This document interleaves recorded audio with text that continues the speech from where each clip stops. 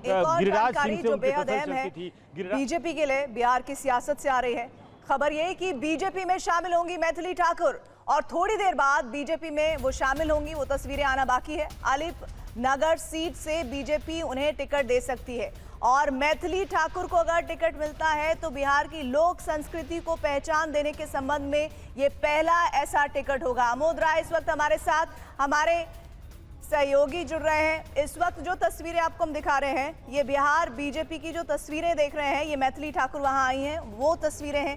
अभी सीधे हम रुक कर लेते हैं आमोद का। आमोद, क्या इंफॉर्मेशन है, क्योंकि मैथिली को लेकर सीट भी कंफर्म है और कहा जा रहा है जो मिश्र साहब है उनकी टिकट कट सकती है इस सीट से।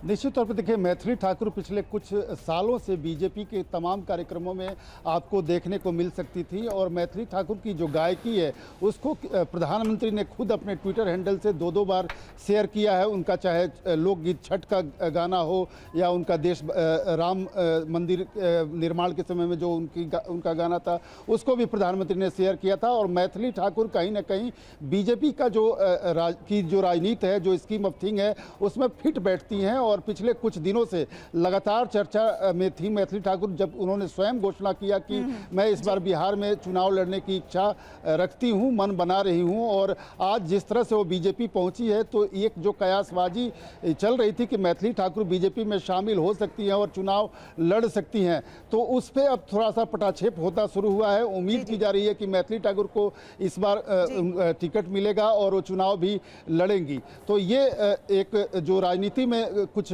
स्टॉलवर्ड्स या कुछ नामी गिरामी चेहरे जो बिहार के राजनीति में आ सकते थे उसमें से मैथिली ठाकुर का भी था कि देश भर में उनकी लोकप्रियता और लोग उनको जानते हैं। बीजेपी एक युवाओं में मैसेज भी देने की कोशिश करेगी और मैथिली ठाकुर खुद ब्राह्मण वर्ग से आती हैं, तो उस क्षेत्र में, मैथिल क्षेत्र में उनकी एक अच्छी खासी पकड़ और उनकी एक लोकप्रियता वहाँ देखने को मिल सकती है। जैसा आप बता रहे हैं और ये टिकट अगर उन्हें मिलती है अलीनगर से तो मिश्री लाल यादव का टिकट कटना लगभग तय माना जा रहा है इस फैसले के बाद। और मिथिला में उनकी लोकप्रियता को देखते हुए बीजेपी का ये बड़ा राजनीतिक कदम होगा। शुक्रिया आपका साथी रुपेश, आपका भी शुक्रिया।